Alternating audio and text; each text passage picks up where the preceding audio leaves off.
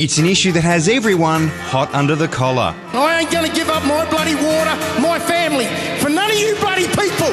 On one side are the farmers, who don't want to see more cuts to their water use. Governments couldn't give a shit about what happens to us people here. Save our rivers! And on the other, the environmentalists, who want to see as much water in the rivers as possible. I'm concerned that they seem to be saying that they want to put less water back in the river system.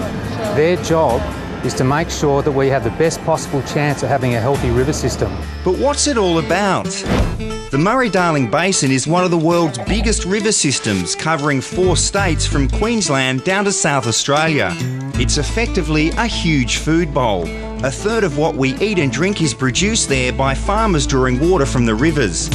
But over the past 15 years or so, prolonged drought, disastrous outbreaks of toxic algae and the disappearance of certain species have put everyone on alert that the rivers are under severe stress. It's only in recent times that we've realised just how much we've taken out of the system, and we're seeing the impacts of that now. Water use has been capped for a while, but recently the Murray Darling Basin Authority proposed that farmers cut their water by a further 37%. I can't believe that they want to do that without seeing how we use our water and what we use it for.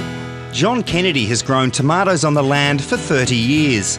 Like many irrigators, he's done all he can and spent big bucks to save water on his farm. That will have a big effect on our business if they do that to us. This is the biggest stuff up I've seen in Australian political history.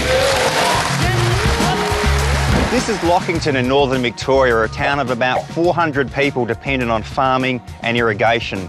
Under the proposed water cuts, this town is listed as one of the most vulnerable, and with many farms and businesses having shut down already, if the cuts go through, many locals are saying it won't survive.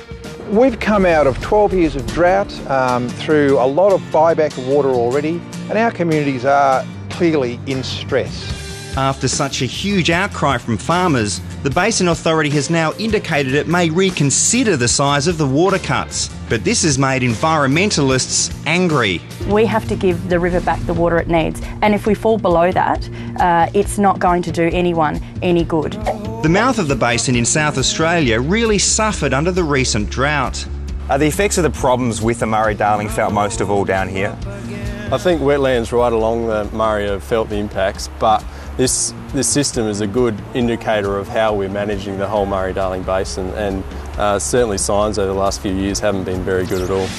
It'll be a few years yet before any agreement on water use in the basin comes into force. But what farmers and environmentalists do seem to agree on is that the rivers need to be healthy for generations to come. We are as one in believing that the environment of the river does need to be preserved and that there is work that needs to be done. There's no question about that, but it is all about balance to make sure that we don't in fact save the river and sacrifice communities and people's lives.